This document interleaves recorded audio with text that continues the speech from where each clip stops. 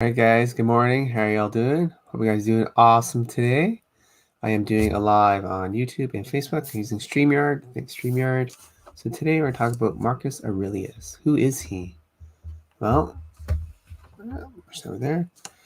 He was an introduction to the last great emperor, leader, and Stoic of Rome. Marcus Aurelius was an emperor of Rome during the 2nd century AD, the last of 5 emperors known to have ruled Rome with authority, humanity, and competence.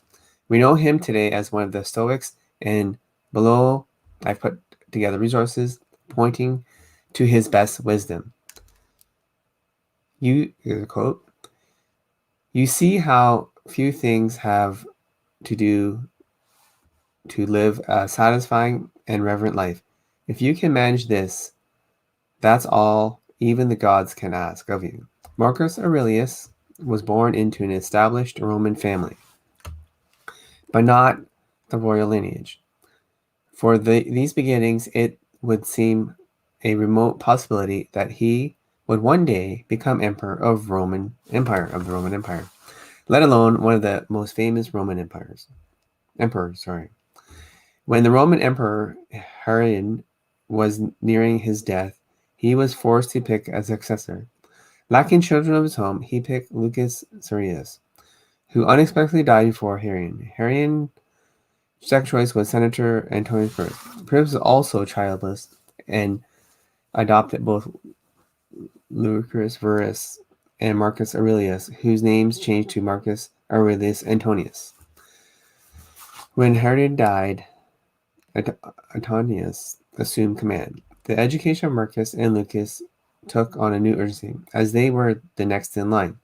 Marcus stood under renewed authority and rhetoric hoard Atticus, as well as Marcus Fronton. When Antonius died in 161, Marcus and Lucas assumed the roles of co-emperors.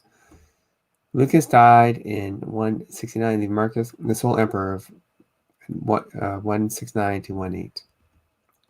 Marcus' rule was not an easy period for Roman Republic.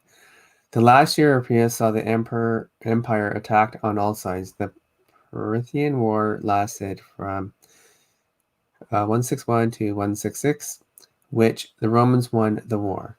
They brought back a plague which eventually killed 5 million people. The Gauls were attacked the northern Roman border, both in Gaul and across the Danube. If this wasn't enough to deal with, Christianity was rising and assuming increasing political power. The last of the 5 good emperors, Marcus Aurelius, is a reminder that despite the saying that absolute power corrupts absolutely, this was not the case. At the time of his death, he was one of the most powerful people on earth. He could have anything he wanted, and few, if any, would dare challenge him on anything. Yet he proved himself deserving of the power he held. Under Marcus Aurelius, the empire was guided by virtue and wisdom. Today we are left with his journal, Meditations. The work is a landmark of Stoic philosophy that has guided both powerful and common men and women for thousands of years. While Meditations was never intended for publication, it remains in print to this day and is perhaps as popular as ever. The journal shows that the most powerful man on the planet was going through the same problems that we deal with today, the same problems we will be grappling with tomorrow. Through the reading of Meditations, we are left wanting to become a better person. The author's humility, discipline, work ethic, kindness, rationality, and character shine through. He shows his vulnerability to us as he counsels himself. His darkness, mostly Marcus reminds himself over and over to detach his emotions from the difficulties of the world, to maintain his composure during difficult times, and to treat all fates as equal: prosperity, poverty, success and failure, life and death. We know his philosophy as Stoicism, practiced by not just Marcus, but also Seneca, Epicurus, and Diogenes, and so many others. When Marcus Aurelius died, and his successor took his place, the Roman world began to decline that it would never recover from. His extraordinary wisdom is among the most valuable we can study. There's a couple quotes from Marcus here. At dawn, when you have trouble getting out of bed, tell yourself, I have to go to work as a human being. What do I have to complain of? I am going to do what I was born for. The things I was brought into the world to do. Or is this what I was created for? To huddle under the blankets and stay warm. It's funny. There's a bunch of more here if you guys want to check your emails. It'd be cool. And then there's some other books here I'll let you know about that suggested readings.